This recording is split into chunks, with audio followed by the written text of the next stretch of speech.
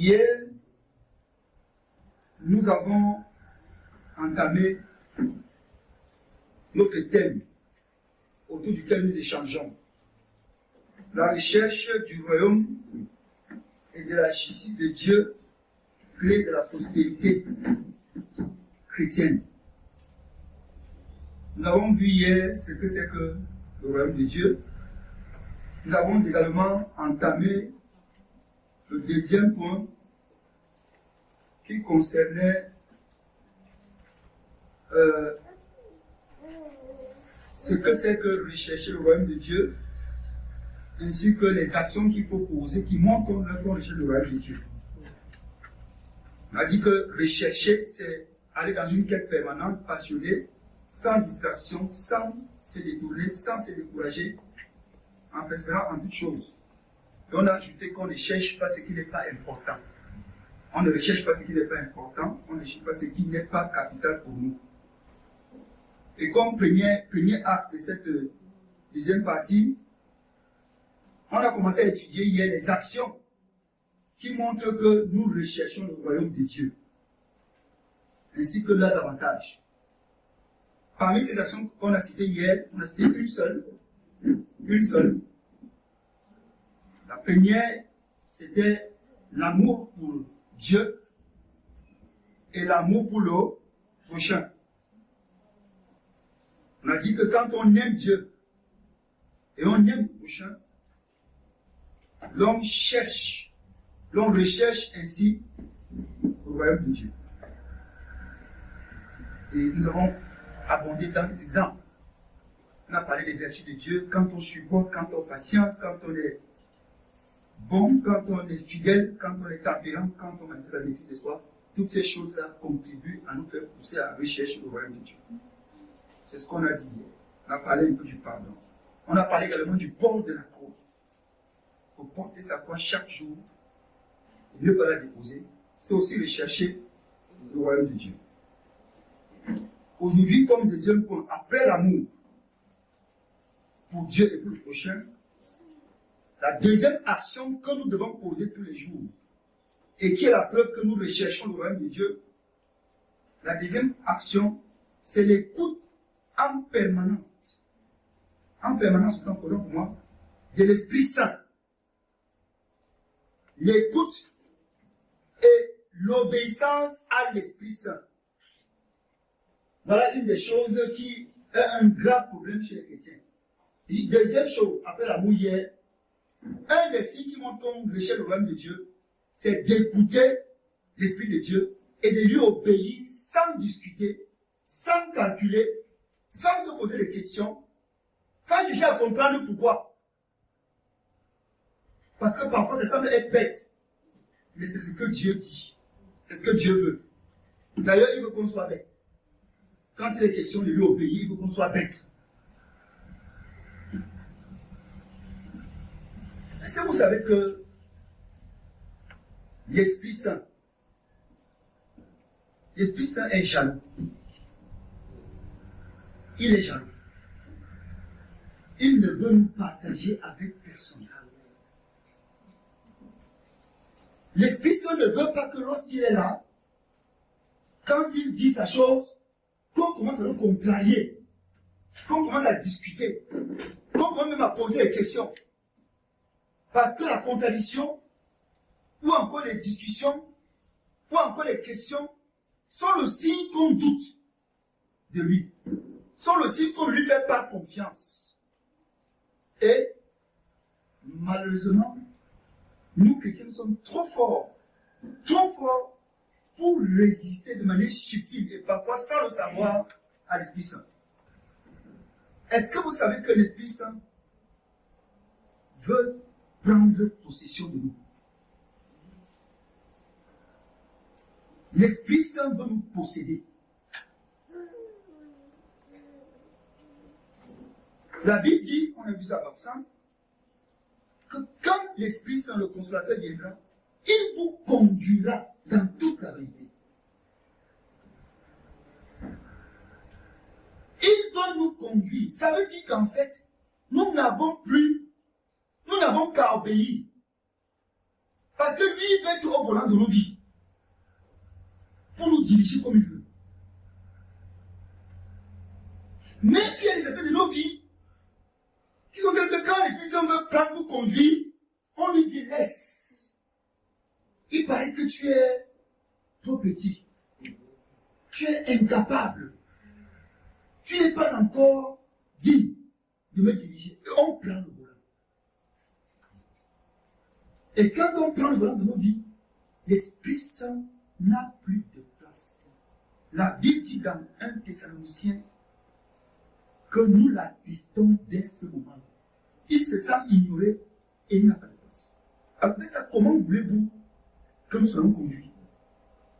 Par nous-mêmes. Tu n'as pas l'effort de te conduire toi-même. Lorsque c'est l'Esprit Saint qui nous conduit, il nous conduit directement vers le royaume. Alléluia. Amen. Il nous conduit directement vers Dieu. En esquivant les virages, les ravins, les dos d'âne, les nids de poules. Il esquive tout ça.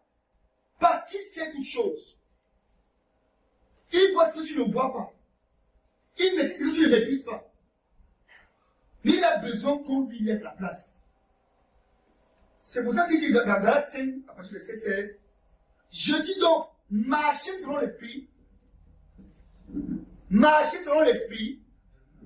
Et vous n'accomplirez pas les désirs de la chair. Le fait de ne pas marcher selon l'esprit ouvre les portes à la chair. Vous avez compris ça? Le fait de ne pas donner la place à l'Esprit Saint dans nos vies donne libre cours à la chair de nous diriger. Parce que là où il y a l'esprit, la chair n'a pas de place.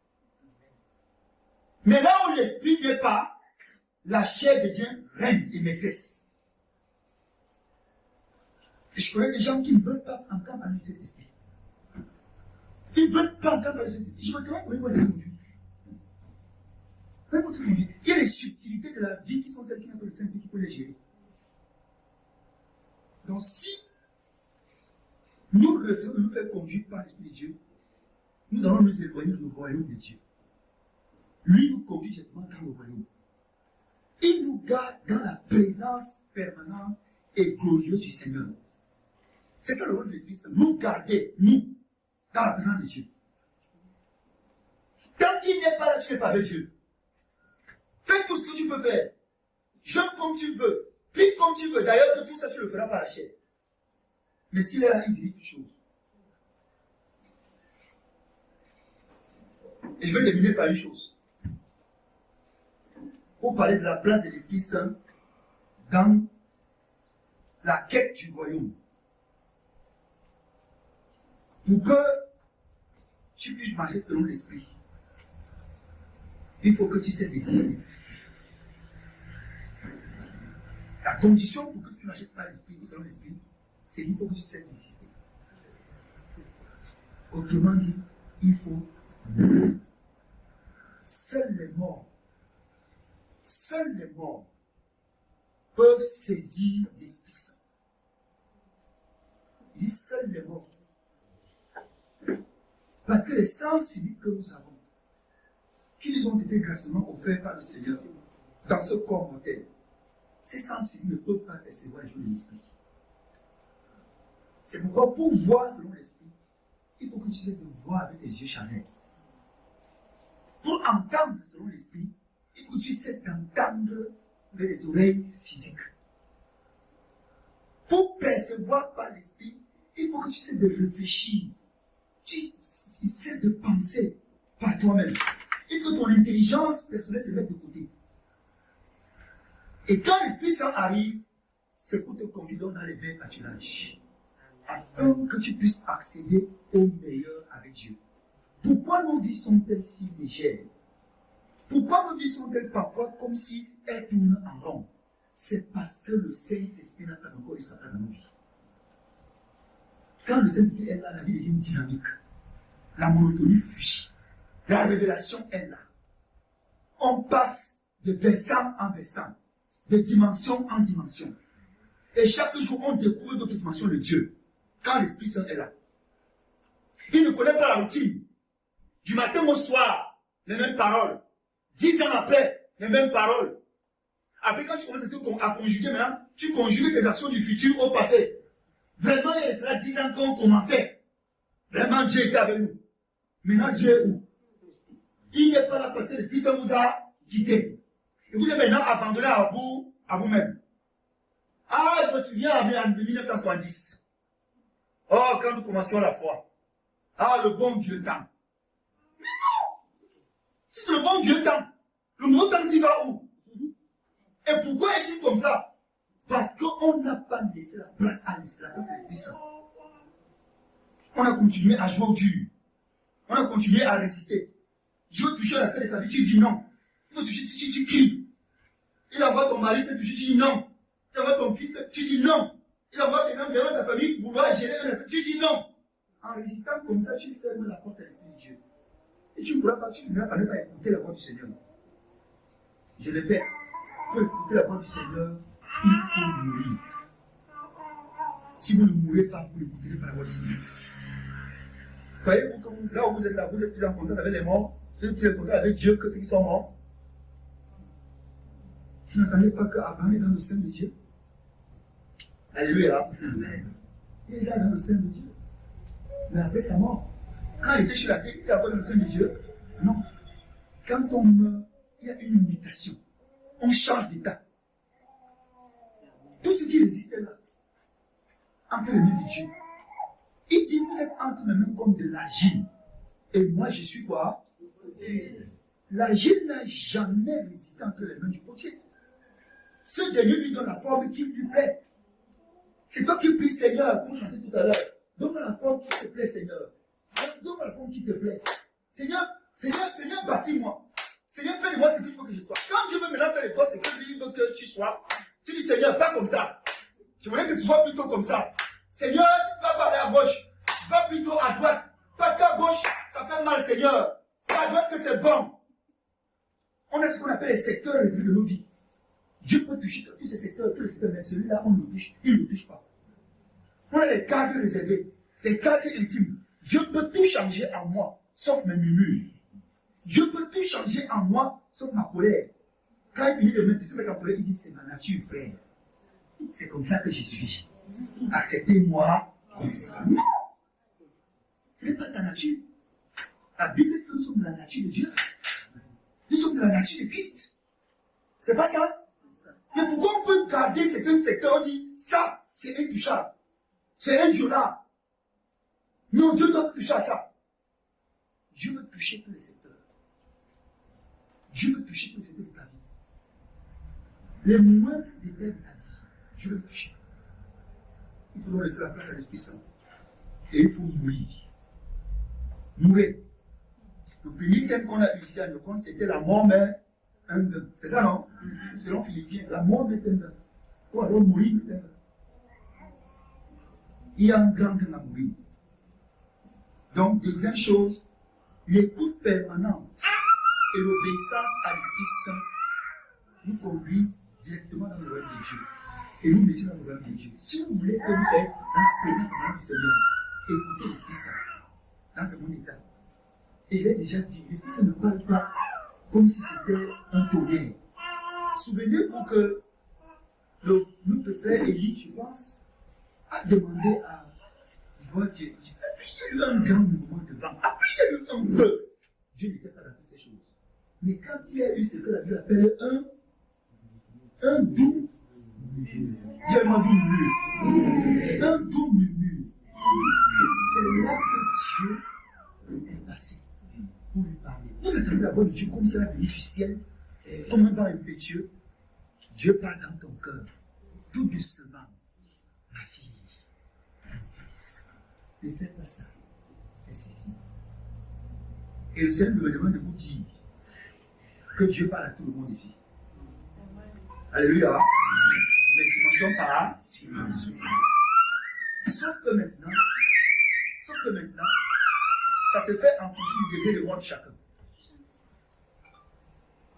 Ça se fait en fonction du degré de moi de chacun. C'est quand la chose s'accomplit, tu dis, ouais, si j'avais su. Donc il m'avait dit ça vrai. Donc c'est Dieu qui m'avait parlé. oui, c'est Dieu. Sauf qu'en ce jour-là, tu n'as pas su que c'était Dieu. Et c'est parce que quoi? La chair est encore là pour jouer au dur, pour t'empêcher de discerner la voix du Seigneur.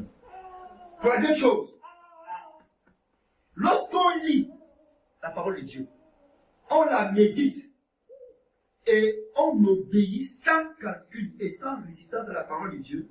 C'est ça, rechercher le royaume de Dieu. C'est ça, rechercher la justice de Dieu. C'est ça, s'approcher de Dieu. Il faut lire. Il faut méditer la parole.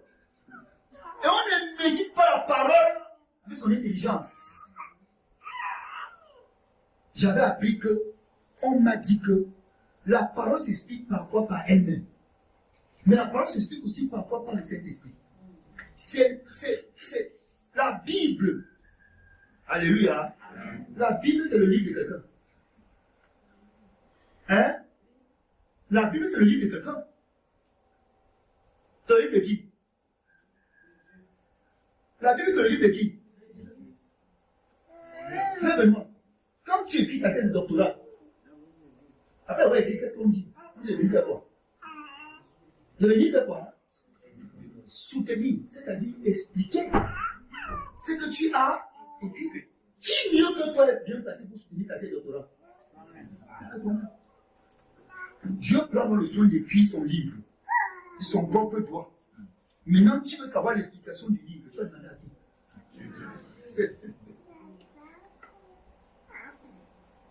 Soit ça s'explique par elle-même, soit alors tu as dit que Seigneur, tu voulais dire quoi quand tu as écrit ceci?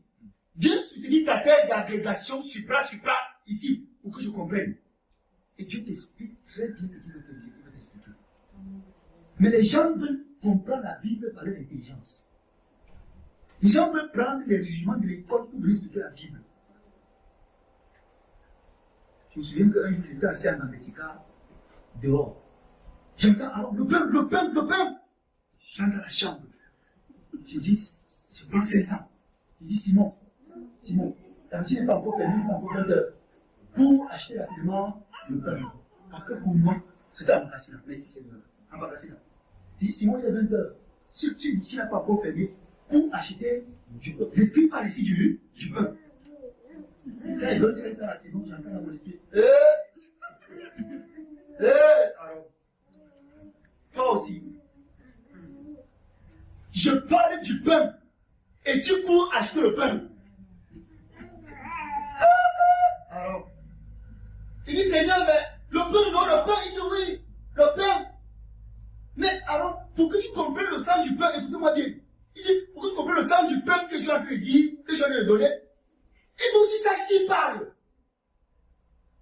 Hein? Il faut que tu saches qui est en train de parler.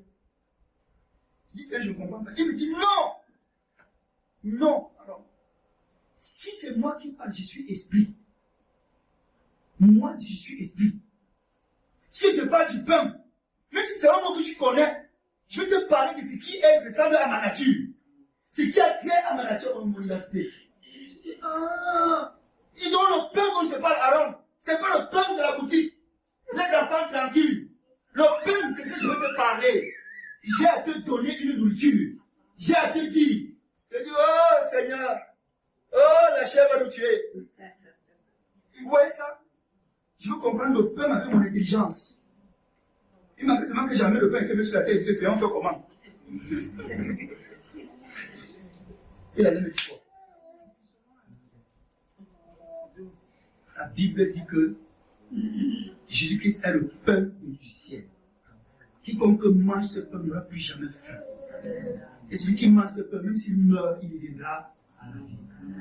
C'est de ce pain-là que tu me parlais. Mais comme j'étais encore charnu, j'ai couru chercher le pain à la boutique. Je dis ceci comme exemple pour faire comprendre que quand Dieu parle, il parle des choses spirituelles. Et l'apôtre Paul dit, j'utilise un langage spirituel pour expliquer des choses qui sont aussi spirituelles. Donc ce que Dieu dit n'a pas trait à toi, ça a trait à lui. Mais tu comprends que c'est Dieu qui est esprit, Dieu qui est parole, c'est lui qui parle. Si ton Dieu ne t'explique pas ça comme ça, tu comprendras comment. C'est pour ça que la Bible s'explique parfois par elle-même, mais parfois aussi par le Saint-Esprit. Et il faut pouvoir être capable de comprendre ce langage-là. Et chaque fois que tu médites la parole, chaque fois que tu lis la parole, tu te mets dans le royaume de Dieu et tu es le royaume de Dieu. Alléluia. Vous comprenez ça très très bien, c'est très important. Lisons un peu Josué. Josué 1, verset 8. Josué 1, verset 8. Josué, Ancien Testament. Josué chapitre 1, verset 8. Josué 1, verset 8. Que ce livre de la loi ne s'éloigne point de ta bouche. Oui. Médite-le jour et nuit pour agir fidèlement selon tout ce qui est écrit. Car c'est alors que tu auras du succès dans tes entreprises. C'est alors que tu réussiras. Tu auras du succès dans tes entreprises et tu réussiras. Mais la condition c'est quoi? Que le livre de la loi ne s'éloigne point de... Et on ajoute, médite-le comment? C'est ça la condition pour avoir quoi? Le succès dans les entreprises. Et la réussite. Mais nous aujourd'hui, on doit réussir. De gré ou de force. Avec pour ça la parole, on doit réussir. On va prier jusqu'à ce qu'on va réussir. Même si on vit mal. Alléluia. Même si on dit comment, on doit réussir. Dieu dit non. La réussite n'est pas un coup de baguette magique. C'est pourquoi les gens qui veulent réussir sans s'appuyer sur la parole finissent par forcer. Ils forcent. Ils forcent. Ils forcent. Et après, ils finissent par se compromettre. Parce que ça ne donne pas. Et Dieu leur résiste. Dieu leur dit, ce n'est pas ça. Tu ne peux pas réussir tant que tu ne prends pas appui sur la parole. Tant que tu ne prends pas appui sur la vie. Tu as bloqué vivant. Tu ne peux pas réussir. Mais il y a des gens qui pensent qu'ils peuvent mettre la parole de Dieu de côté et réussir. Viens soir prier pour toi, tu auras le travail. Viens prier pour toi, tu auras le travail. Bam! Tu auras le travail. Après 1 an, 2 ans, 3 ans, il y a le travail. Après 5 ans, il y a le travail. Après, il dit que bon. Je pense que je peux aller signer aussi un petit contrat quelque part. Il y a des conditions qu'on peut avoir. Moi, je ne veux pas. Comme Dieu ne veut pas, je pense qu'il faut y venir. J'ai aussi des conditions. Tu te compromets pourquoi alors que Dieu te dit simplement que le succès et la réussite dépendent ni plus ni moins de ton attachement à la parole de Dieu. C'est aussi simple que ça. Alléluia. Vous voulez réussir en forçant. Quand vous voulez forcer, le diable vous présente ça sur un plateau d'or. Quand vous voulez forcer, il vous livre ça à domicile. Mais la parole de Dieu est claire. Pour agir finalement selon ce qui est écrit. Donc, ta manière d'agir doit être influencée par la compréhension de la parole, par la révélation de la parole. Et c'est comme ça que tu vas réussir. On a des chrétiens qui se compromettent. Ils ont tout fait, ça n'a pas donné. Ils ont compris le diable, ils ont pris les jeunes, ça n'a pas donné. Jeunes de 100 ans. Tant que tu ne vas pas agir fidèlement, selon ce qui est écrit, tu ne vas pas réussir. Tu ne vas pas réussir. C'est ce que Dieu nous disait hier. Les autres peuvent faire comme ils veulent, ils vont réussir. Mais toi et moi, nous sommes condamnés à mort. On tente de ne pas faire comme Dieu veut. On ne réussit pas. Et le désert est long. On tourne en rond. Quand le désert tourne, là où on doit faire 4 ans, on fait 20 ans. On tourne. Et Dieu me disait que vous tournez comme ça parce que je veux que tous ces gens qui sont au désert, qu'ils meurent. Amen. Qu'ils meurent. Les gens qui sont au désert, là, c'est qui? C'est les gens qui entourent vos vies. Les œuvres de la chair. Tant qu'elles ne meurent pas, tu peux n'arriver pas à Canaan. Ils doivent tous mourir. On passe donc 400 ans comme ça. C'est 40 ans? 40 ans autant pour moi. Parce que Dieu voulait que toutes ces choses-là, ton désert va durer. Il dure jusqu'à ce que tout ce qui est autour de toi, et tant que tu ne meurs pas, tant que tu ne meurs pas, tu vas continuer à. Ma vie est comme ça depuis quelques ans. Et puis, il ne comprend même pas ce qui se passe. Dieu veut que tous ces gens, les Dathan et autres, qui s'approchent à toi, qui t'empêchent d'être tranquille, qui te poussent toujours à penser à l'Égypte, hein, qui t'excitent toujours à te soulever les concombres, les os que tu as mangés, Dieu veut que ces gens-là fassent comment? Ils meurent. Et tant qu'ils ne meurent pas, tu ne monteras pas. Voici pourquoi le désert, c'est un dur. Ça dure. Ça dure. Ça dure. Pourquoi? Les mêmes choses. Ça se répète. Oui, les mêmes choses se répètent. Tu as les mêmes choses de passer par les mêmes épreuves. Ça se répète. Ça se répète parce que tu n'as pas compris. Alléluia. Parce que l'épreuve précédente n'a pas produit son effet. Alors Dieu envoie la même épreuve sur une autre forme. Hein? Pour que les Dakar meurent. Ça se répète. Ça se répète. Tu en rends. Jusqu'au jour où tu vas comprendre. Et dès qu'il y aura la mort, t'inquiète pas. Le chemin des Canaan sera ouvert pour toi. Prenons le psaume chapitre 1. Encore. Nous parlons de la parole de Dieu. Comment la parole de Dieu peut nous méditer dans le royaume de Dieu? Psaume chapitre 1. 1 à 3. Heureux l'homme qui ne marche pas selon le conseil des méchants, qui ne s'arrête pas sur la voie des pécheurs, et qui ne s'assied pas en compagnie des moqueurs, mais qui trouve son plaisir dans la loi de l'Éternel, et qui la médite jour et nuit. Il est comme un arbre planté près d'un courant d'eau, qui donne son fruit en sa saison, et dont le feuillage ne se flétrit point. Tout ce qu'il fait lui réussit. Tout ce qu'il fait lui réussit, à condition qu'il ne marche pas en compagnie d'eux. Qu'il ne passe pas ses cycles, mais qu'il trouve son plaisir dans la loi de l'Éternel et qu'il la médite jour et nuit. À condition, cette condition-là, alors tout ce qu'il va faire va lui réussir. Vous comprenez ça? Ça, c'est une forme d'insistance par rapport à Josué qu'on a vu tout à l'heure. Donc faisons attention.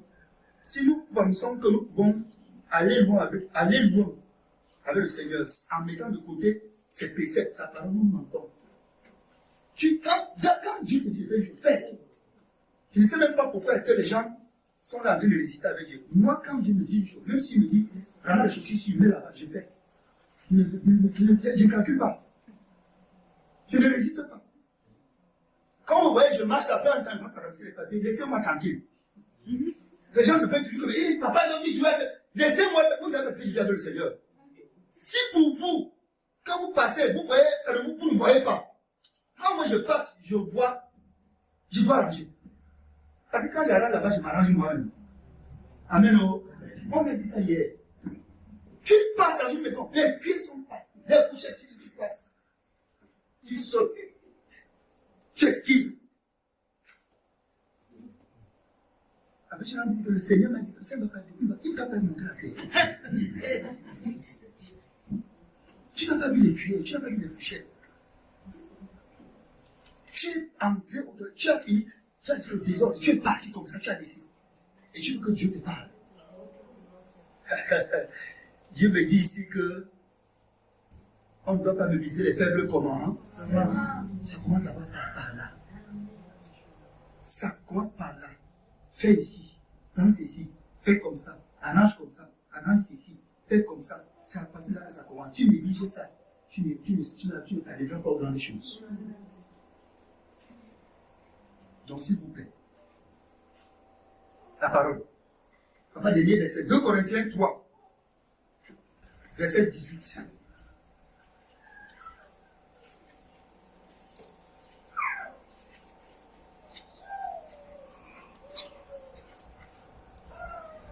De Corinthiens 3, verset 18.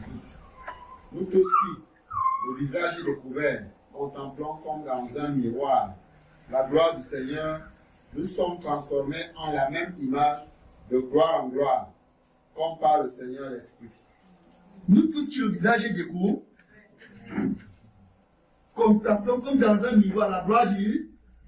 Nous sommes transformés en la même. Donc ce que tu contemples, ça te transforme. D'accord, Dieu a pour mission de nous transformer, à condition qu'on se lie sur elle. C'est pourquoi c'est pas bon pour un enfant de Dieu de marcher au lieu d'avoir le livre devant lui. Il a la tête tournée comme ça, le livre comme ça. Il ne peut pas connaître la transformation. la révélation de la parole de Dieu doit être sous nos yeux. Parce que c'est elle seule qui nous conduit. Et c'est elle seule qui nous transforme. On a déjà tout médité sur ce verset-là. Mais il n'y a pas de question. Quatrième chose. J'ai parlé de l'amour pour Dieu. J'ai parlé de la deuxième chose, qui était l'écoute de la parole de Dieu, la marche selon l'esprit, l'écoute de la parole de Dieu. Quatrième chose, la lecture et l'écoute des enseignements spirituels. La lecture ou l'écoute des enseignements spirituels. Pas seulement la Bible, on a des frères qui ont fait des expériences avec le Seigneur, qui peuvent nous aider, qui peuvent nous bénir. Il faut lire, mais à condition que ce soit spirituel. À condition que ce soit spirituel. Un enseignement spirituel, c'est quoi? Un enseignement spirituel, c'est un enseignement qui apporte un changement dans nos vies. C'est un enseignement qui impulse un état, une métamorphose dans nos vies. Si ça ne change pas, ce n'est pas un enseignement. Dites-moi un peu, la lutte contre les démons nous change en quoi? Hein? La haine du diable, maman désirée, la haine du diable nous change en quoi? On est même arrivé à un niveau où on chantait carrément les louanges pour le diable dans les assemblées. Satan, tu es en retard. Là, vous chantez même qui là? Vous chantez qui? Satan, tu es en retard. Parce qu'il est en retard, il sait d'être Satan. Papa dit tout à l'heure qu'on n'est pas à ce niveau-là. Parce que les chants même qui nous condamnent, on va parler tout à l'heure. Il y a des enseignements qu'on appelle enseignements, mais qui ne le sont pas du tout. Je ne veux pas juger les gens. Mais moi, si j'écoute, ça n'apporte pas un changement dans ma vie. Je me pose la question, qu'est-ce que je gagne? Si je ne gagne rien, je ne continue pas à écouter. Je pouvais prendre ma Bible et lire. Parce qu'un verset pour moi peut me faire nager dans les eaux, comme les eaux d'Ézéchiel. Je peux nager dans ce fleuve-là. Un verset pour moi, ça suffit. Que d'aller m'asseoir, pour entendre des choses qui n'ont ni tête ni queue et qui ne changent en rien. Et quand à la base d'un enseignement, il n'y a pas l'amour, ça ne peut pas être spirituel. Ça ne peut pas être profond. Donc les enseignements spirituels, c'est ceux-là qui changent nos vies. Et quand on les écoute, cela nous rapproche du Seigneur, cela nous amène à rechercher encore davantage le royaume de Dieu. Mais si moi j'écoute quelque chose et ça n'apporte pas changement dans ma vie, je perds. Je perds. Je peux gagner en connaissance, c'est vrai. Mais je dois gagner en vie. En vie. Il faut qu'il y ait un changement dans mon état.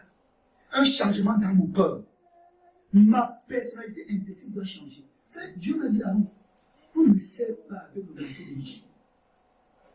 On me sert avec la tunique de gloire du Seigneur Jésus-Christ. C'est le manteau de vie. Il n'est pas appelé d'abord sur la ça. Il a dit ça. Il a dit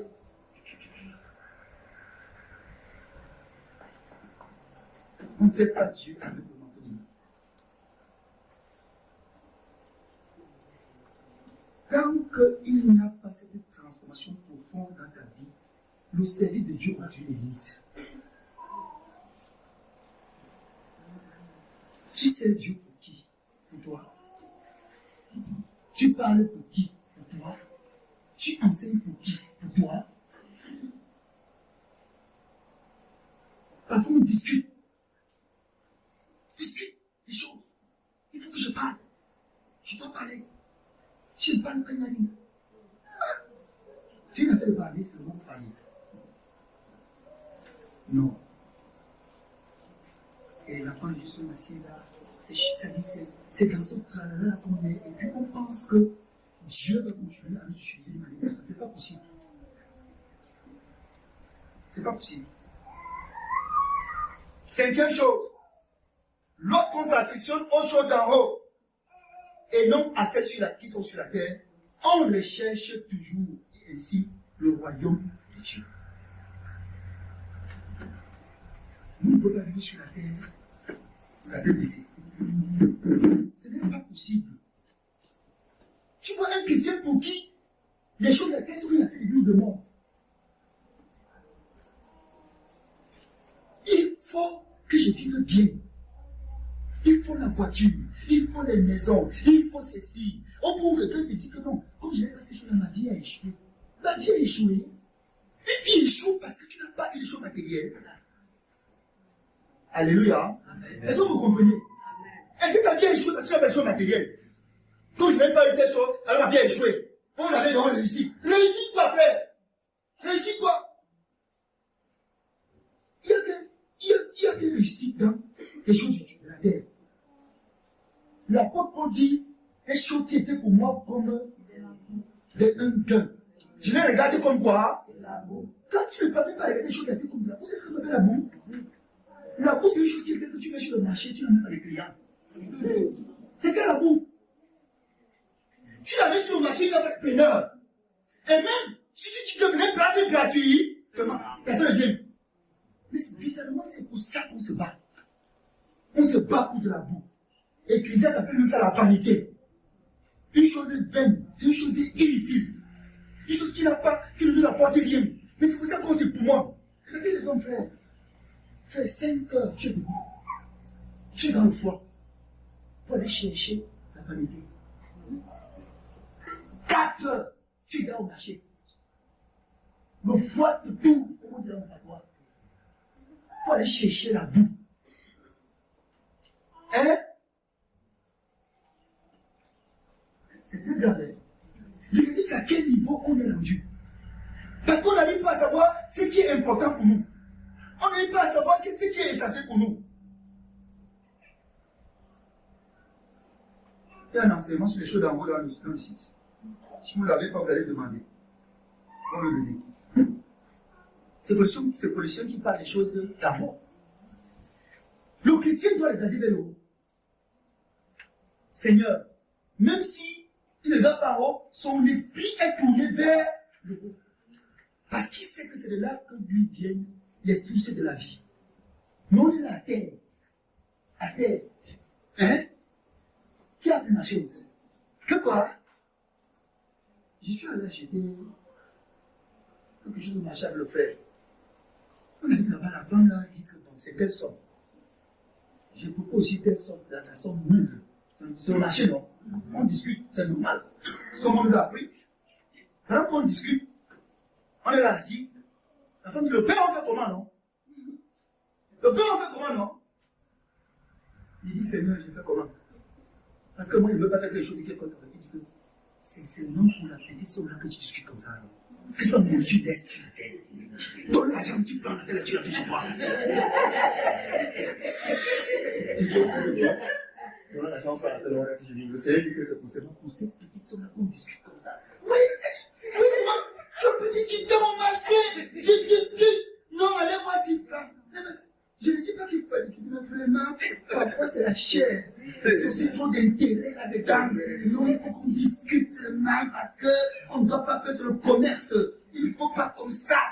Non. Je le dis, c'est tellement pour ça. Que tu es debout là. Comme ça, tu chez toi. Les choses de la terre. Les choses de la terre. Il suffit alors que tu perds seulement une chose, c'est grave. Donc, comment tu vas-tu informer? Pourquoi j'ai perdu ceci? Pourquoi j'ai perdu cela? Je vais chercher cet homme-là. Je vais lui porter plainte. La chair a fait ceci. Tu perds ton temps sur des bêtises. Alors que Dieu t'attend à des grandes choses. Et c'est vous savez que quand tu as accès aux choses de l'amour, tu as accès à tout. Amen. Tu ne manques de rien faire. Ça fait des années que je ne prie pas pour que je me fasse quelque chose. Je ne dis pas à Dieu parce que je demande au Seigneur, donne-moi quelque chose. La Bible dit que votre Père Céleste sait. Il sait. Alléluia. Dis avec moi, il sait. Il sait. Encore. Il sait. Il t'a demandé de lui l'appeler. Il t'a demandé de lui l'appeler. Il t'a dit, rappelle-moi, rafraîchis-moi la mémoire. Il oublie comme toi et moi. Il sait. Et parce qu'il sait, fais-lui confiance qu'il sait. Seigneur. Fais-lui confiance qu'il sait. Et comme il sait, s'il ne te donne pas, c'est qu'il décide que ce n'est pas le moment. Et accepte ça comme ça, tu bénis le Seigneur. Quand le temps viendra, il va te donner. Il sait. Il sait. Donc à chaque jour, Seigneur, comme tu sais. Seigneur, tu sais comme que. Père, tu sais. Mais je te rappelle quand même. Donc, son dit qu'il faut qu'on rappelle ton souvenir. Père ne m'oublie pas. Il t'oublie qu'il est un homme. Est-ce que tu oublies? Maman Élise, tu oublies? Non, c'est comme nous on oublie. On croit que Dieu nous l'oublie. Seigneur, souviens-toi de moi. Il t'avait oublié quand? Oui? Parce qu'on n'a pas la réflexion de ces choses, on se comporte n'importe comment. Soit je ne peux pas, je ne puis pas. Comme ça, le papa, je ne puis pas. Je lui dis que je ne puis pas. Je ne puis pas pour ça. Dieu sait. Alléluia. Mais ça ressemble à la folie. Mais c'est la foi. C'est la foi. Votre Père Céleste sait. Il sait que tu as besoin d'argent. Il sait que tu as besoin des habits. Il sait que tu as besoin de maisons. Tu as besoin de ci, de ça. Mais tu peux pas faire de ça. Tu dois te focaliser sur ça. Il sait. Il te dit, recherche le royaume, son royaume et sa justice. Et le reste sera donné. Recherche. Mais là, dis non, Seigneur. Il paraît que tu as oublié. Je te rappelle seulement que, souviens-toi que, tu as dit dans ta parole que, il sait.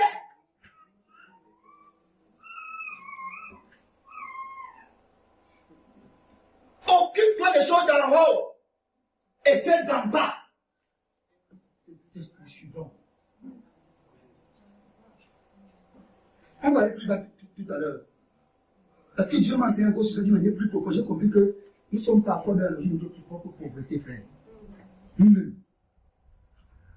Avant de trop chercher le bien matériel, on devient encore plus pauvre. La quête permanente des biens matériels nous rend encore plus pauvres. C'est pour ça qu'il dit que nous travaillons pour la vanité. Tout l'argent que tu gagnes, tu pars te soigner les maladies que tu as contractées en chez nous pour aller chercher le même argent. J'ai trop marché dans la vie, alors les pieds me font mal. Maintenant on dit que j'ai l'argent que tu as gagné là, tu peux encore.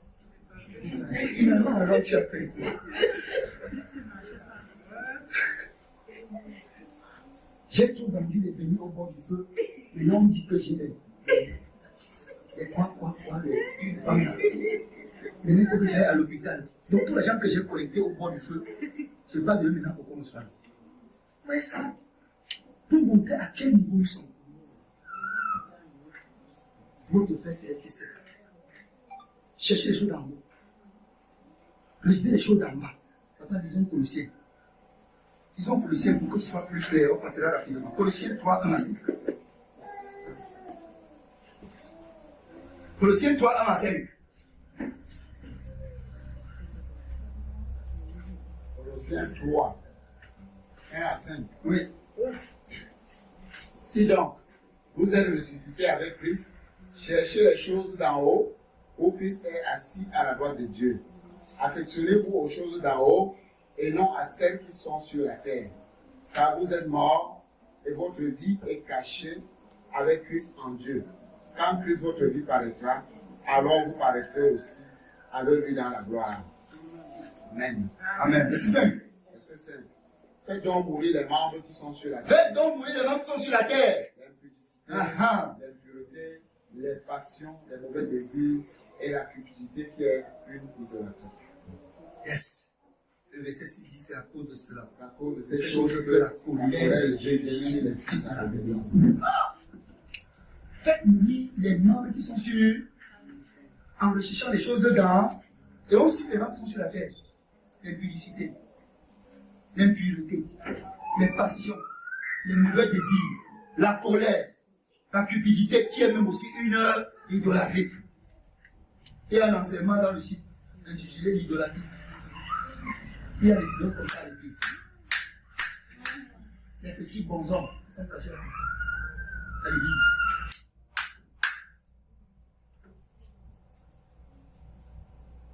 Et les gens qui adorent le murmure jusqu'à la langue sur que nous avons. Avant de quand il ne parle pas, la bouche gâte.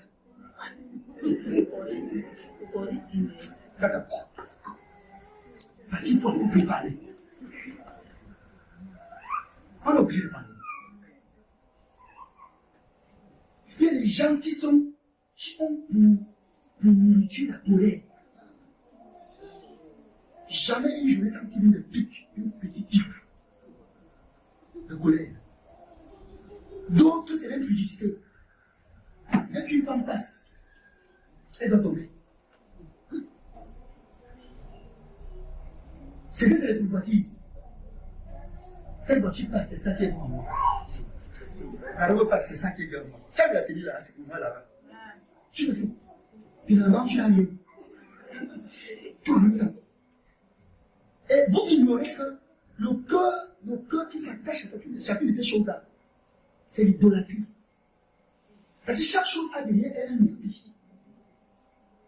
C'est l'idolâtrie. Quand ton cœur s'attache à l'argent, il y a un Dieu de l'argent qui s'appelle quoi? Donc quand tu aimes l'argent, quand tu aimes trop l'argent, quand tu es attaché à l'argent, tu adores maman. Tu adores maman. Et là où maman se trouve, le Seigneur Jésus n'a plus de place. Il dit non, on ne peut pas servir, car il aimera et il haïra l'autre. Vous voyez ça? Il y a l'idolâtrie comme ça à faire à l'église. Comme ça. Chacun a son petit Dieu quelque part. Et on se rend dit que non, il y a que ceux-là qui sont les idoles, ils sont les idolâtres. Parce qu'ils ont ces choses, ils ont peut-être 4 ou toi tu as peut-être 20. Puisqu'il vient de dire ici que la cupidité elle-même est une idolâtrie. Il y en a qui aiment la nourriture. Oh frère, il peut te jeter au poisson à cause de la nourriture. Oui. Je connais quelqu'un de ma famille qui comptait les morceaux de viande à la menthe. Compte en vrai. C'était 12. Tu as mangé bien. C'est 10. Tu as mis 3. C'est 7. Pourquoi laisser seulement 4?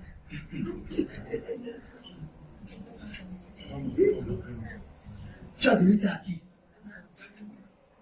Tout ça parce que les gens sont attachés aux choses passagères, aux choses terrestres, comme un jeu. J'ai parlé de la nourriture. Je vais parler encore d'autre chose. On est tellement attaché aux choses passagères. Pour les choses d'en haut, on ne sait plus rien. Et vous savez comment c'est déconnecté du ciel. Alors qu'on devait monter. On devait monter. Mais chaque fois qu'on ça va au jeu de la terre, elle nous tire vers le bas. Et on va aller loin avec Dieu. Ça ne passera pas. 6e chose. Rechercher la connaissance de Christ dans toute sa profondeur mystérieuse. C'est ça, rechercher le royaume de Dieu. Souvenez-vous hier quand on a dit que Christ est le royaume de Dieu, n'est-ce pas? C'est pas ça? Christ est le royaume de Dieu.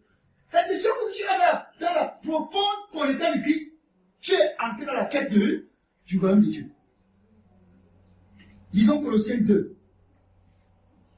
Je vous dis, on parle de Christ. Tout le monde parle de Christ. Christ. Mais Christ est un mystère. C'est même pas un mystère. Christ est le mystère de Dieu. L'autre mystère. Colossiens 2. À partir de jusqu'au verset 3. Colossiens chapitre 2, à partir du verset 1. Je tiens en effet à ce que vous sachiez combien rude est le combat que je livre pour vous et pour les frères et sœurs qui sont à la Odyssée, comme pour tous ceux qui m'ont jamais vu personnellement. Je combats pour eux afin qu'ils soient encouragés et que, unis par l'amour, ils accèdent ensemble en toute sa richesse à la certitude que donne la compréhension du secret de Dieu et la pleine connaissance de ce secret, c'est-à-dire de Christ. Verset 3. En lui se trouvent cachés tous les trésors de la sagesse et de la connaissance. Dans sa version, on appelle Christ le secret de Dieu. Dans sa version, on appelle Christ le secret de Dieu. C'est-à-dire, Dieu a pris le soin de le cacher. Amen. Amen. Il a pris le soin de le faire quoi? De le cacher.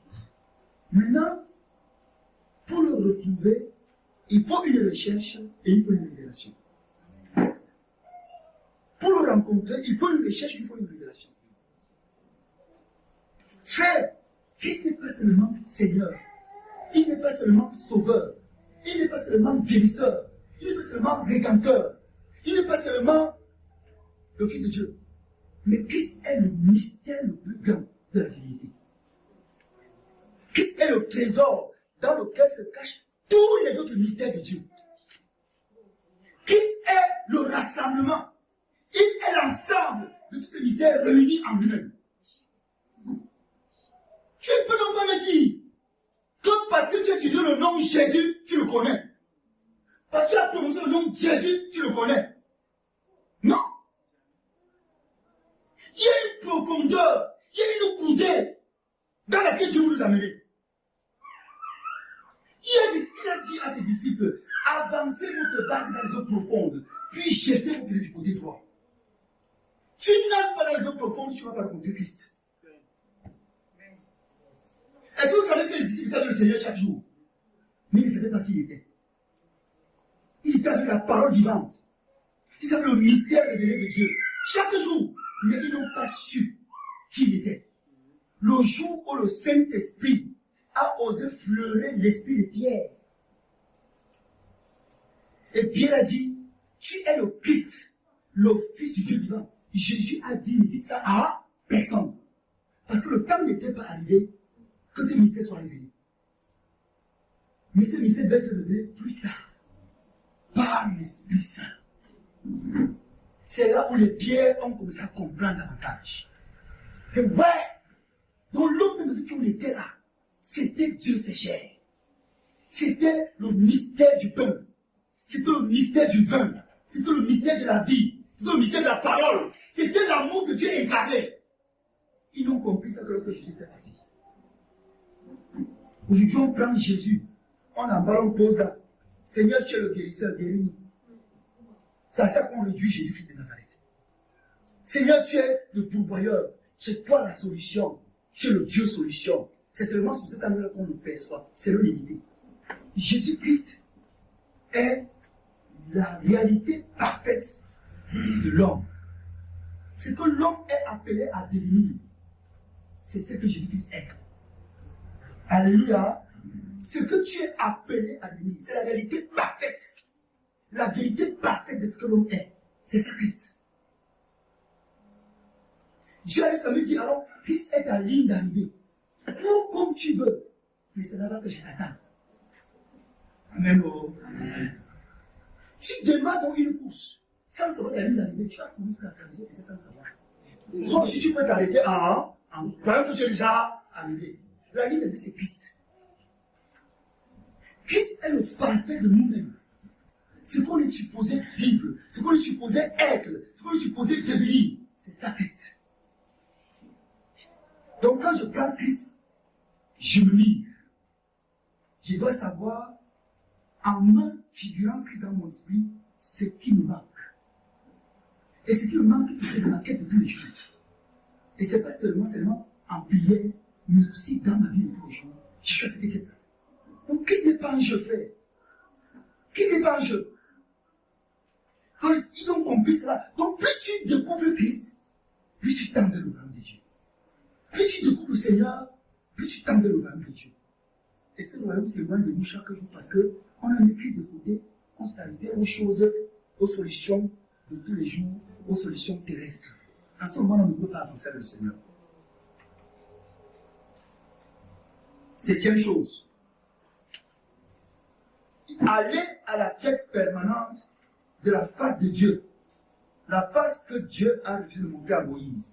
Aller à la quête de cette face de manière permanente, c'est ça, chercher le royaume de Dieu. Voilà les prières que nous faisons aujourd'hui. Moïse a dit à Dieu, Seigneur, montre-moi ta face. Dans Exode 33, verset 17 à 20. Moïse a dit, Seigneur, montre-moi ta face. Je vois ta gloire. Moi, je ne peux pas continuer à vivre comme ça. Je suis avec un Dieu que je ne connais pas. Je parle là, je vois ta face. Exode 33, verset 17 à 20. L'Éternel dit à Moïse, je ferai ce que tu me demandes, car tu as trouvé grâce à mes yeux. Et je te connais par ton nom. Moïse dit, fais-moi voir ta gloire. Verset 19, l'Éternel répondit, je ferai passer devant toi toute ma bonté. Et je proclamerai devant toi le nom de l'Éternel. Je fais grâce à qui je fais grâce. Et miséricorde à qui je fais miséricorde. L'Éternel dit, tu ne pourras pas voir ma face, car l'homme ne peut me voir et vivre. Qui a demandé à Dieu de lui montrer sa face ici? Amen. Non? Amen. Amen. Qui a demandé à Dieu de lui montrer sa face? Non, toi tu as demandé à Dieu. Moïse a demandé, Dieu lui a refusé. Parce que Dieu lui a dit que si tu montres ça, tu vas mourir. Dieu m'a dit qu'il y a une différence entre recevoir le Seigneur Jésus-Christ et rencontrer le Seigneur Jésus-Christ. Tu peux recevoir le Seigneur Jésus-Christ dans ton cœur et tu vis ta vie. Mais quand tu rencontres Jésus, tu sais qu'il existe. Quand tu rencontres Jésus, tu meurs. Plusieurs ont reçu le Seigneur, mais ne l'ont pas rencontré. Il faut prier que tu rencontres Dieu. Si je veux te rencontrer. Parce que la finalité de la rencontre de Dieu, c'est la mort. Et Dieu a dit à Moïse, je ne te montre pas. Parce que ce n'était pas pour Moïse. C'était pour nous. La face qu'il n'a pas montrée à Moïse, c'est la face qu'il veut nous montrer. Et c'est la face à qui nous a d'ailleurs montré par le Seigneur Jésus-Christ. Mais ce n'est pas la face physique de Jésus-Christ. Parce que ceux qui étaient le Seigneur Jésus-Christ ont vécu sur la terre avec lui, n'ont pas connu sa transformation. N'ont pas connu la transformation. C'est ceux qui ont reçu la révélation du Seigneur Jésus-Christ. C'est eux qui ont été transformés. Notre transformation dépend donc du degré de rencontre ou de révélation du Seigneur Jésus-Christ. Christ est donc, dans sa version mystérieuse, la face que Moïse voulait voir et que Dieu ne lui a pas montré. Et dans sa version mystérieuse, il est la face que Dieu nous montre pour que nous puissions être transformés. Autrement dit, on ne peut pas être transformé en connaissant simplement que Jésus-Christ est Seigneur, Sauveur, Rédempteur, Guérisseur et autres. Ça ne transforme pas la vie. Ça donne des solutions aux problèmes, c'est vrai. Ça résout des situations, c'est vrai. Mais ça ne transforme pas. La révélation qui transforme est encore un peu plus profonde. Tant que ce n'est pas le cas, personne ne peut être transformé. Et moi, je vais te transformer. C'est pourquoi je fais la superficialité. Je fais la superficialité. Souvent, il y a des choses que j'entends dire, on fait comment pour rester encore dans cette chose? On fait comment? Vous pouvez vous asseoir pendant 10 minutes, 15 minutes, 20 minutes à causer, sans que Dieu ne tranche. Si Dieu est au milieu de vous. C'est pas possible. Même quand je cause avec des gens à la maison, vous avez l'impression qu'on cause. À un moment donné, je prends le calme. Dieu me dit, tu fais comme ça. Tac, la causée change. Les enfants sont là. Quand ça ne va pas, je me dis, je m'en vais, je sors. Dieu ne peut pas rester là. Dans les superficialités. Dans les distractions. Dieu, Seigneur Jésus, oui, alléluia, amen. Vous savez, on est en train de vivre une vitesse de délivrance avec les chants. Je vais en parler ici, Seigneur. On a dû vivre un mystère célébration. La louange est en train de connaître une certaine dimension dans le monde entier. Vous savez ça, non? Quelqu'un couché chez moi et dit, la louange n'est pas une activité dans laquelle on veut se cacher en utilisant les techniques vocales. On vient se cacher en utilisant les belles voix. On vient se cacher en allant faire des formations et en chantant pour faire trembler les voix. On dit que la louange n'est pas ça. La louange est l'expression d'une vie. La louange est un tapis qu'on laisse sur lequel moi, Dieu, je dois passer pour venir le vôtre. Il dit, mais pour que cela soit le cas, il dit, figure-toi, qui loue Dieu au ciel? Il dit, Seigneur, il dit, non, ne réfléchis pas, il dit, les qui disent au ciel que Dieu est saint, ce sont les pécheurs vieillards qui prennent leur couronne, qui déposent au pied du Seigneur Jésus et qui disaient Saint, Saint, Saint est l'éternel Dieu, le Tout-Puissant qui était et qui vivait. Il dit c'est les 24 vieillards. Il dit les 24 vieillards sont animaux du vieillard qui est assis sur le trône. Les 24 vieillards là sont animaux de celui qui est assis sur le trône. C'est pour ça que celui qui est assis sur le trône appelle l'ancien des jours. Alléluia. C'est lui qui a hésité avant le jour. Avant que le jour ne soit. Il est. Il dit donc que pour louer le Seigneur, il faut être parfaitement à l'image et à la ressemblance du Seigneur. Si tu n'es pas comme les gars, il y a ferme ta bouche. Il dit Alléluia. Les rancures sont dans un cœur. Les rancœurs passifs. La méchanceté est combative. Alléluia. Parce qu'il a fou de savoir, alors il chante. Et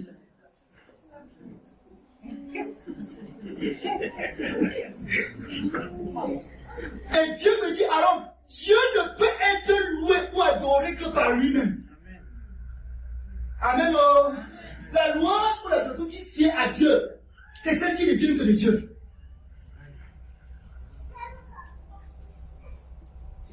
Il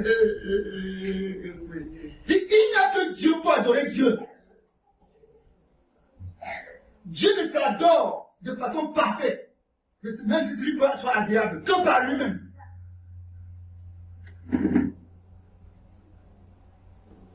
On a fait un an de ça chanter. Un an.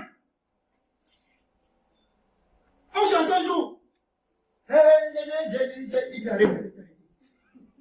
Tout au chant là sont les cris des crapauds et des grenouilles. Voilà. Arrêtez ça. On a fait un an sans chanter. On vient dire Seigneur merci. La parole. Seigneur merci. Enseignement. C'est monsieur-là. Et quand Dieu a dit, maintenant chantez, le jour là, tous ceux qui étaient là, la vidéo guérit. Le même jour, les gens ont reçu les dons de louange à l'église. Le même jour. Mais quand c'est devenu une sorte de voile, les gens se cachent.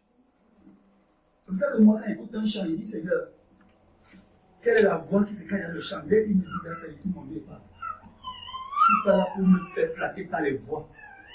Parce que vous chantez bien. Parce que vous avez fait les bonnes écoles de voix.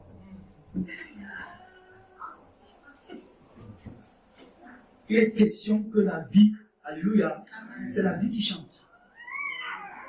C'est l'âme qui chante. C'est le cœur qui chante. Pour que Dieu le soit. Aujourd'hui, on a un ensemble de gens se lèvent. Ils chantent. Si tu n'es pas à l'image, ils seront à la ressemblance de Dieu.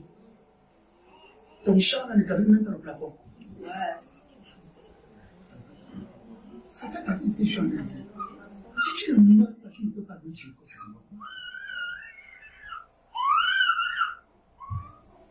Le royaume de Dieu est pour ceux-là qui chaque jour meurent. Donc Moïse voulait voir la face de Dieu. Dieu la lui a refusé, mais Dieu veut te la révéler. Et plus tu es à la quête de ce visage, plus tu es à la quête de cette face-là, alors Dieu, tu tentes de le ramener Dieu. Tu connais le peuple du Seigneur. C'est comme ça que ça se passe. C'était la 6e action. La 8e, qui sera peut-être la dernière. lorsqu'on prie régulièrement, sous la direction de l'Esprit de Dieu, on écoute, on chante les cantiques, l'angélique, ou les hymnes spirituels, on prie sous la direction de l'Esprit de Dieu. Écoutez-moi bien, on prie sous la direction de l'Esprit de Dieu, on chante des cantiques l'angélique, des cantiques spirituels, des hymnes spirituels, alors on cherche en ce moment-là le royaume de Dieu.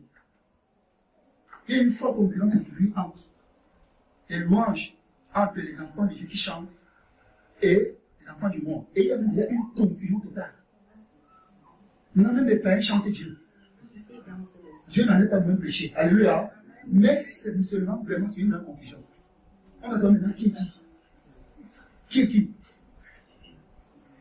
Il y a des artistes mondains qui chantent Dieu quand tu merdes. C'est un chant qu'on pense spirituel. Mais c'est pas parce que c'est bien chanté que c'est spirituel. C'est parce que c'est bien chanté que c'est spirituel. Prenons Éphésiens, papa.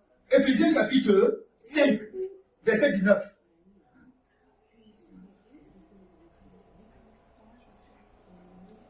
Éphésiens 5, 19.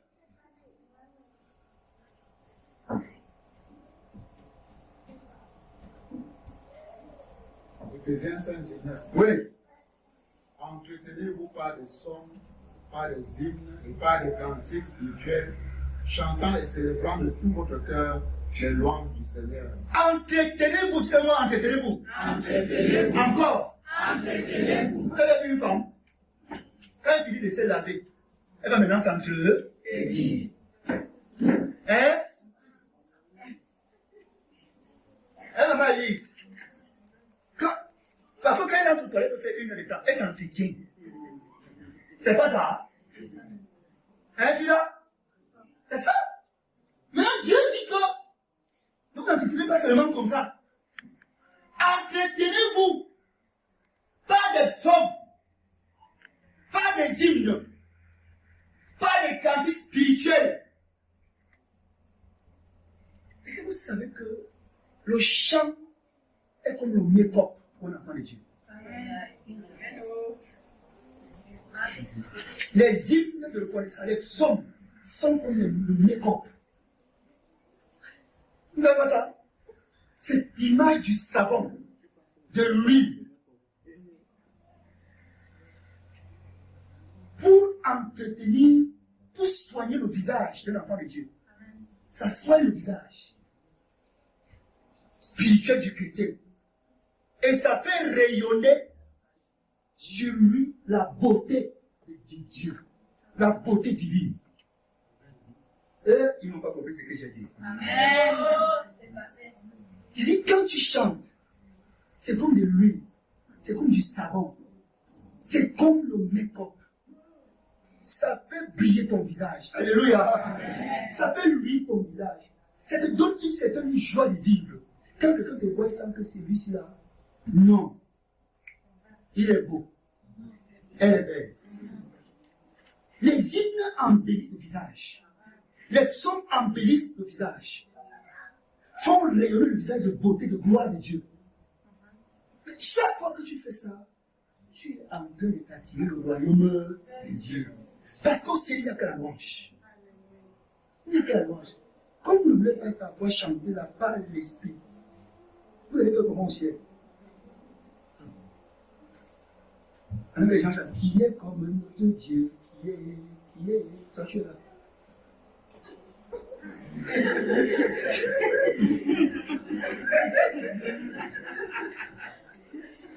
Entre temps, ça m'a dit, qui est comme notre Dieu, qui est, tu es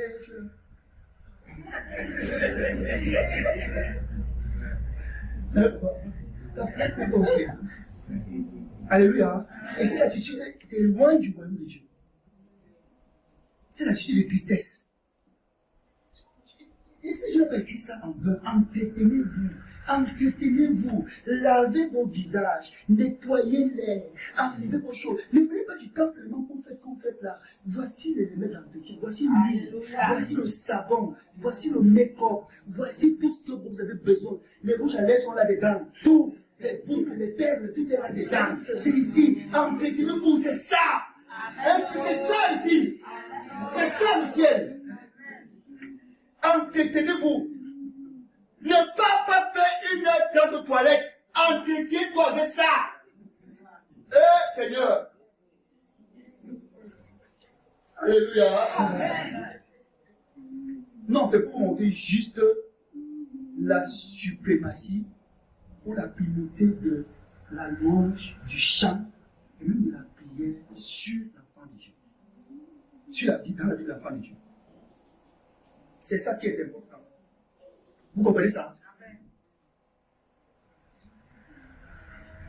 Vous qui ne voulez pas chanter là. Par l'esprit. Comment sera-t-on comme ça du ciel? Il n'y a pas de silence au ciel. Alléluia. Il n'y a pas de silence au ciel. Nous sommes le ciel bouillant de louange. C'est une vision que j'ai faite dans le site. J'ai dans le site. Ça parlait de l'enlèvement. Il y avait une qualité de chant là-bas aussi. Je me suis sorti de la vie aussi. Pourquoi? Il devait me rester là-bas. C'était tellement beau.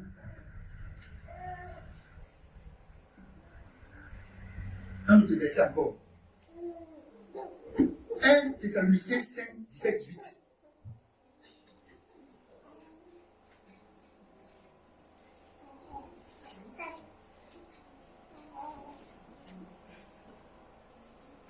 Thessaloniciens 5, 17, 18. 1 Thessaloniciens, chapitre 5, verset 17. Priez sans cesse. Remerciez Dieu en toutes circonstances. Telle est pour vous la volonté que Dieu a exprimée en Jésus-Christ. Verset 19. N'éteignez pas l'action de l'Esprit. N'éteignez pas l'action de l'Esprit. Frère, je pose encore la question. Nous qui voulons demeurer dans la présence du Seigneur. Quand tu éteins l'action de l'Esprit là, tu es là où? Dans les ténèbres. Dans les ténèbres. L'Esprit Saint, c'est le phare qui éclaire notre voie. L'Esprit Saint, c'est le phare qui éclaire notre route. Et quand il n'est pas là, on est bien parti. J'allais plutôt dire qu'on est mal parti. Comment tu peux voir les lits de poule? Comment tu peux voir les virages? Comment tu peux esquiver les ravins si tu n'as pas le phare? C'est ça qu'à chaque fois on tombe et on se lève. Le Seigneur dit, nous te prions. Parce que la Bible dit que cette fois le juste, et cette fois c'est encore. Et je me suis encore tombé. Papa, relève-moi. Peut-être c'est la 15e fois, mais c'est même plus la 7e fois. C'est la 15e fois. Ceci pourquoi? Parce que quand l'Esprit dit, il dit, arrête! Tu dis, il faut le calme. Stop! Tu dis, arrête. Tu fonces. Quand tu tombes, tu dis, oh Seigneur, je suis encore tombé. Oh Jésus, au secours Seigneur. Comme tu sais que nous sommes faits de chair. Nous ne sommes pas Jésus. Jésus est donc ton fils. Mais nous ne sommes que les hommes dans la chair. Au secours Seigneur, relève-moi encore cette fois-ci. Pour que tu continues à marcher. C'est la 30e fois peut-être. Tout ça parce que l'Esprit Saint, quand il parle, on n'écoute pas. On n'écoute pas. On se lève, on fait n'importe comment. On se lève, on s'engage n'importe comment. On se lève, on agit n'importe comment. On ne cherche même pas à savoir quelle est la trajectoire que l'Esprit Dieu donne. Quelle option que l'Esprit Dieu donne. Moi, je n'avais pas prévu, depuis janvier, un séminaire ici. Je n'avais pas prévu. Mais on priait un matin. On priait. Alors qu'on priait, il dit, rencontre à nos comptes du 13 au 15. Je dis, du 13 au 15, est-ce que je vais finir les examens? Est-ce que je vais finir ce que j'ai à faire? J'ai dit, rencontre à nos comptes du 13 au 15. Je le calendrier. Je regarde. Du 13 au 15. Je me rends compte qu'au 15, là, c'est le jour là qu'il y a Assomption. Donc il est possible que le lundi soit encore férié. Donc il est possible qu'on travaille encore demain, on danse encore demain jusqu'à demain soir. Les gens partent le lundi matin. On danse, demain c'est seulement la danse, on danse. On danse. Ça aussi c'est possible. Je ne dis pas que ce sera le cas. Mais je dis que c'est possible. Du 13 au 15. J'ai écouté le Dieu, j'ai dit, bon Seigneur, on peut commencer. comment. Il dit fais comme ça, fais comme ça, fais comme ça. Tu ne peux pas dire que tu n'as plus l'orientation dans ta vie. C'est pas possible. Tu ne peux pas. Sans le pas, tu serais guéri comment? On va faire la magie. En conclusion, rechercher le royaume de Dieu, c'est ni plus ni moins cultiver son propre jardin. Chaque jour, tu cultives ton jardin. Et ton jardin, c'est toi-même. Tu te fais du bien à toi-même en recherchant le royaume de Dieu, en utilisant toutes les astuces qu'on a données tout à l'heure, en mettant en pratique tout ce qu'on vient de dire. 1. Tu as la parole de Dieu. Avant la parole, l'amour. Après l'amour, l'esprit. Après l'esprit, la parole. Après la parole, les enseignements. Après les enseignements, la méditation, la lecture de la Bible. Après ça, tu as l'esprit, tu as la louange, tu as la prière. Toutes ces choses mélangées ensemble. Porter ta croix chaque jour. C'est ça le royaume de Dieu. Ça veut dire que quand on fait ces choses, rien ne doit nous détourner de ça. Alléluia. Je n'ai pas un choix à faire. Tu n'as pas un choix à faire. Lorsqu'il est question de vivre ces choses, je suis à la conclusion. Tu n'as pas un choix possible. Ce n'est pas possible que Dieu est en train de te parler. Mais tu arrêtes une causerie. Qui a l'air d'écouter la voix de Dieu? Quand Dieu te parle, tu arrêtes la causerie. Ça manque de respect. Ça manque de respect. Ça manque de considération. En tout cas, que tu le fasses ou que tu ne le fasses pas, Dieu ne change pas. Dieu reste Dieu, mais c'est toi qui paies. Parce que écouter la voix de Dieu, c'est un privilège. Le second de Dieu, c'est un privilège. Et après que Dieu a pas dit, Seigneur, fais vite. Fais vite. On va aller sur ça le soir. Dieu qui fait le soir va parler. Quand tu as la chair à attraper un morceau, rassure-toi que tu l'as attrapé jusqu'au bout. Et que tu puisses saisir jusqu'à la fin. Donc, quand on fait ces choses, on se fait du bien à soi-même. Alléluia. Amen. On se fait du bien à soi-même. Et pendant qu'on le fait, on avance vers le Seigneur et on devient meilleur. Je vais m'arrêter là pour ce matin. Que le Seigneur vous bénisse. Amen.